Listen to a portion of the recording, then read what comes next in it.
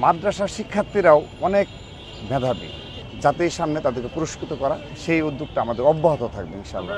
ও কোরআন তেলাওয়াত 2025 আল্লাহর রহমতে, আল্লাহর অশেষ রহমতে সফলভাবে আমরা প্রাথমিক পর্ব সম্পন্ন করার শেষ প্রান্তে চলে এসেছি। 11:30 থেকে আনুষ্ঠানিকভাবে শুরু হয়েছে, যদি প্রতিযোগীরা 10:30 থেকে এসেছে, কিন্তু আমরা আনুষ্ঠানিকভাবে 11:30 7টি বুথে 14 জন বিচারকের মাধ্যমে আমরা একযোগে শুরু করেছি। শুধুমাত্র দুপুরে আমাদের 30 মিনিটের নামাজের বিরতি ছিল, তারপরে এখন পর্যন্ত চলমান রয়েছে সবগুলো বুথে। তো শেষ পর্যায়ে চলে এসেছে। শেষ পর্যায়ে আমরা প্রায় 900-র মতো আমাদের প্রতিযোগী এখন পর্যন্ত দেখা যাচ্ছে যে আমাদের অংশগ্রহণ করেছে। তো আমরা সত্যিই অভূতপূর্ব সাড়া পেয়েছি। আমাদের পরবর্তীতে আমাদের এই ধরনের এই হিফজুল কোরআন নিয়ে এবং কোরআন তেলাওয়াত নিয়ে এবং অপর মাদ্রাসা শিক্ষার্থীদের জন্য কিছু করার জন্য আরও তাগিদ অনুভব করছি।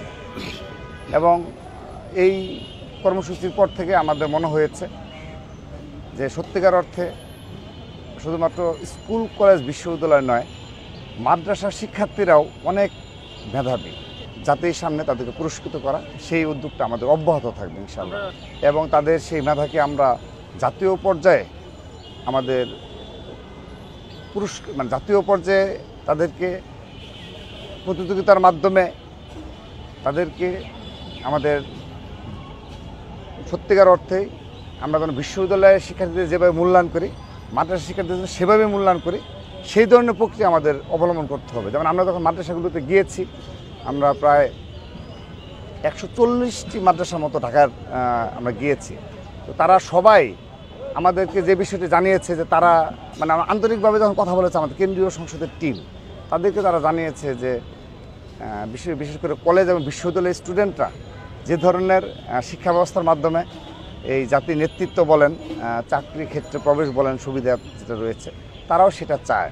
তারাও সে ধরনের শিক্ষা ব্যবস্থা প্রয়োজনে যুক্ত করা হোক, সেগুলো তাদের মধ্যে একটা তাড়না রয়েছে কওমি মাদ্রাসা। তো আমরা আশা রাখি আমরা হয়তো এত বৃহৎ পরিসরে কাজ করতে পারবো না, কিন্তু ক্ষুদ্র পরিসরে হলেও তাদেরকে যথাযোগ্য মূল্যায়ন করে জাতির সামনে তাদেরকে পুরস্কৃত করা, সেই উদ্যোগটা আমাদের অব্যাহত থাকবে ইনশাআল্লাহ।